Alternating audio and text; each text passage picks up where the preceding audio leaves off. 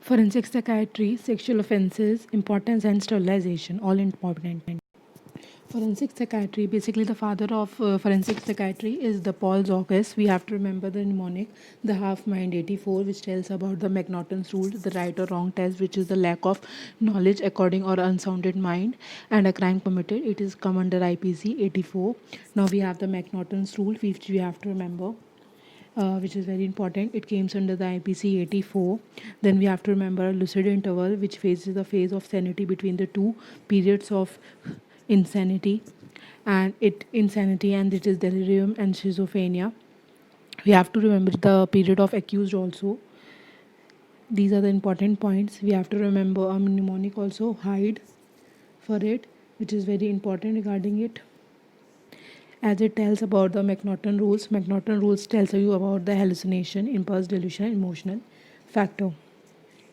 Now we have the law of insanity in India, which have the Lunacy Act, which is comes under 1912. Then we have the Mental Health Care Act, which is 1987. Now we have its amendment in 2017. There is a psychiatric hospital, like the mental health establishment. There's 309 IPC, which tells you about the attempt to commit suicide. There is ECT, which is important. Now there is kleptomania, that is stealing articles. It is remember this term. Then there is delirium tremens, which is the alcohol withdrawal, that is a confused, unsounded mind, and it is not responsible for the crime. So this basically tells what kind of person is not responsible for a crime and what kind of a person is responsible for a crime. Now the conditions where a person is not responsible, it's also being tell. Now we have morbid jealousy and criminal responsibility, like an alcohol is pathological jealousy, cannabis. The IPCs, which is responsible for the criminal responsibilities, are 82 to 86. We have to remember them by name, like 82, 83, 84, 85, and 86. 82 is for the criminal responsibility for the minimum age of 7 years, then 7 to 12. Then we have other laws for insanity defenses, which we have to remember, like the Curran's rule and the Durham's rules. Now we have the impotency and sterilization and abortion.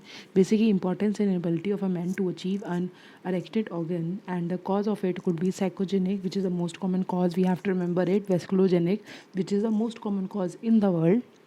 Now we have cord hoc. We have to remember this term as it is the male being important only to a particular female. There is frigid or frigidity, sterile, and yes, a very important term, posthumous child, which is child born after the death of his father. Superstitious child of fecundation ab extra, which is a conception by deposition of semen on vulva or thigh.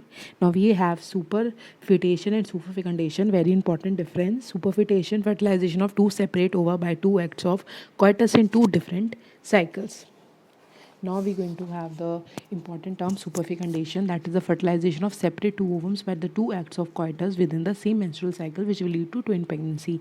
Now we have pseudocyesis, superiosis, and phantom pregnancy also. Basically sterilization, it could be vasectomy, like compulsory, and or it could be voluntary. Okay, now the artificial reproductive technique, which is also very important. We have to remember the methods of it. We have to remember pooled semen, which is the most commonly used semen. Now we have to remember the indications for artificial insemination. That is important husband, sterile husband, RH incompatibility, or hereditary disease. We have to remember the domain that the donor should at least require a 1 ml of a semen. So that is all about the important terms. Now we have to remember that one donor can produce around 10 children, and a race of donor that should be similar to the recipient. These are the important criteria. We have to take further the consent. The confidentiality should be kept. There should be no adultery. There should be a legal child. So the child which will born after heart, they should be considered as legal. Artificial insemination, because of impotency and sterilization, in that case the wife can file for the divorce. And yes, in the case of insemination, because of sterility of a husband, the wife cannot file for divorce. So these are the criteria. And the surrogacies also have some rules which came under 2016 bill, which have commercial and altruistic. The commercial is the not practiced in India, while the altruistic is being practiced in India. Law basically which governs the surrogate mother, that there should be close relative of the intending couple, or should have at least one child of her own. There are some rules for the surrogate mother. Okay, now we have the important term for the intending couple, the surrogate mother, and the further punishments. Now there is adultery, which we have to remember by the Punishable Act, and the adultery was basically decriminalized in 27th September. Now there is some rules for abortion also. Basically, we have to remember the MTP and MTP amendment and MTP indications. Now we have the criminal abortion under what the criminal abortion IPCs came. So it came under the IPCs from 312 to 316, like the one with the mother consent, like with the mother's without mother's consent, death of the mother, or there is something like therapeutic abortion, which is the first declaration, which came under the first declaration of Oslo. We have MTP amendment bill, which we have to remember by heart. Now we have abortifacients, which is that substance which induce abortion. We have to remember these substances by their name, like the ecbolics. They have the ergots, which have the mechanism of action, like they increases the uterine contractility, and the MN gaseous, which have the mechanism of increasing the pelvis flow. And there's borax also, which is an example. Now there's other abortifacient like dicyclone or the uterus paste. There's also some abortion sticks available in the market, like length.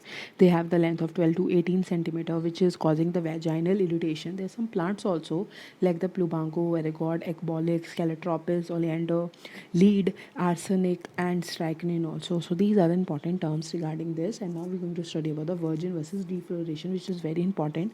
Like a virgin have an intact hymen, and defloration it will be torn. Faucet will be normal, there will be torn, the fossa navicular intact, and it will disappear. Now we have to remember about the vagina and rugosity. There will be narrow and they will be dilated, and there is rugosity is present, there is a loss. So the hymen is basically a fold of mucus which is surrounded by a vaginal wall. We have to remember its types, and semilunar crescent type of hymen is the most common type of hymen. The most common site of hymen rupture is posterolateral. We have to remember the children hymen doesn't rupture easily. We have to remember the canicula myrietiformis, which is the heel tack of human. Now we have to remember the types of the hymen also. Now we're going to study about the ruptures of the hymen could be because possible because of either could be because of these conditions. We have to remember it chola pate, which is a stormy plant stem which is used to dilate the vagina, or known as aptevirus. It is used in young girls to make them fit for the sexual intercourse. Basically, there is a true virgin or there is a false virgin or fake virgin, which is who had never intercourse and who had an intercourse whose hymen is intact and whose hymen is also intact. So now there is nulliparous versus multiparous female. So a nulliparous who is having a uterine cavity as triangular, while a parous who is having a baby who is going to have a circular uh, uterine cavity. Now the wall of uterus is going to be have convex and they're going to be concave. We have to remember the external sphincter could be circular, and there it will be transverse slit. Now we have to remember the sexual offenses and the perversions. So we have to remember the sexual offenses comes under paraphilia, perversion comes under sexual gratification by abnormal act of method. We have to remember several terms here, like sadism, which is also known as algogenia, masochism, bondage, dipodism, undinism, caprophilia, and there is excessive sexual desire also described in male as satyriasis, and in female it is termed as nymphomania.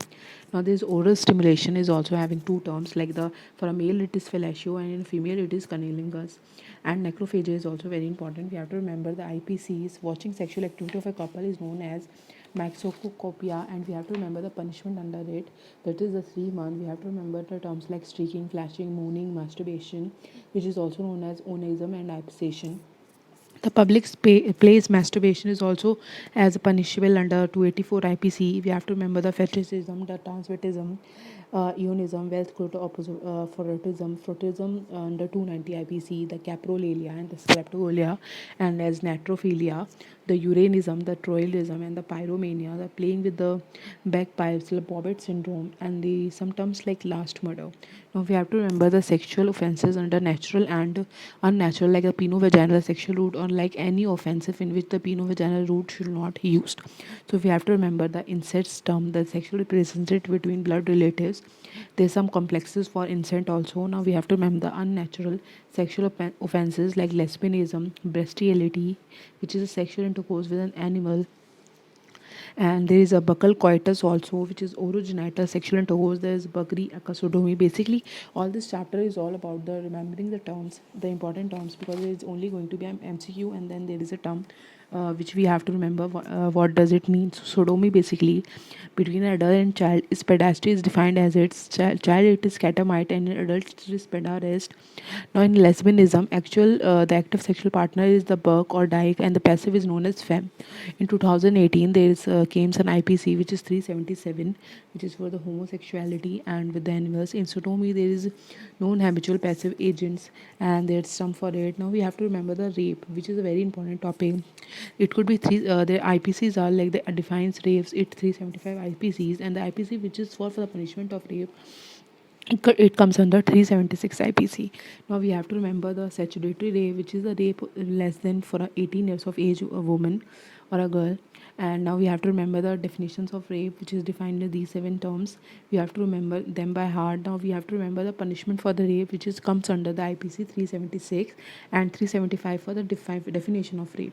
Now we have to remember these. These have been the 5 punishment which were being prescribed. Like the one A is for the victim who goes in coma, B for the both husband and wife legally separated, and C is for the custodial rape, and the D is for the gang rape, and E is for the excessive heinous or rarest rare crimes. Now we have the examination of accused and a victim in rape. So the victim examination could be under 164 CRPC, and we have to remember that examination is done with consent, which is under 53 CRPC. We have to remember the toluidine blue dye and the Glister keen rod, a Huygens scope. We have to remember a term called smegma, which is around the glans penis, that no sexual intercourse in last 24 hours. We have to remember legal implications of the rape, which is the disclosure of identity of rape, which comes under 228 IPC, and public is not allowed to go into a trial of the rape trial in the court, which is 327 CRPC. Now we have to remember the other punishments and acts which imposes burdens of proof on male.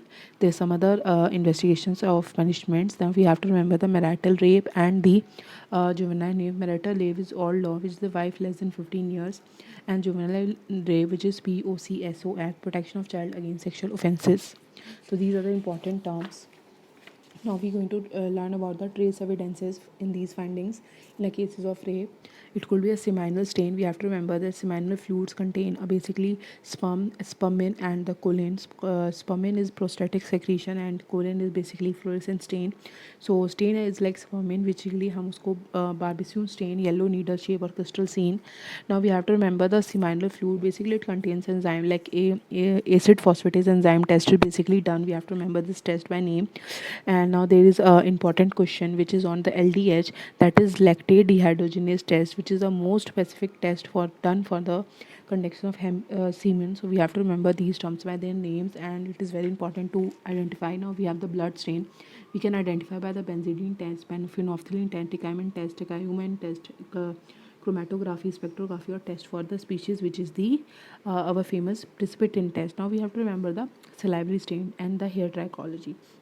Saliva stains could be identified by the help of amylase test, which is also known as Fadel-Bass test. Hair analysis will be done by trichology, which is a study of hair. We have to remember the growth rate, which is the scalp, the axillary, and the pubic. This is having a different growth rate per day, which we have to remember. This is for the blood stain, and then this is for the salivary stain. Then we have to study also for the differences of a hair between a human and a animal, which we're going to learn that the animal hair is basically cortex, which is having a medulla, which is the thicker, which is basically equal in length, while the cortex and medulla is basically in human the cortex is more thick and medulla is less. So we have to remember another point, which is specificity test, that is the confirmatory test to differentiate human hair from animal hair, and there are several races which we here are defined. Now we have to remember the paternity and maternity dispute examination, like DNA method is the best. Father of DNA fingerprinting is Ellis Jeffrey, blood grouping and HLA typing. Now we have to remember the Edmund Locard, who gave the exchange principle, which is used in the crime examination, that is the poroscopy, which is a method of person's identification through the impression of their sweat pores, and Puppis rules, which use the firearm injury. So these are the important terms which we have to remember, and we have also have to remember that all these questions are important.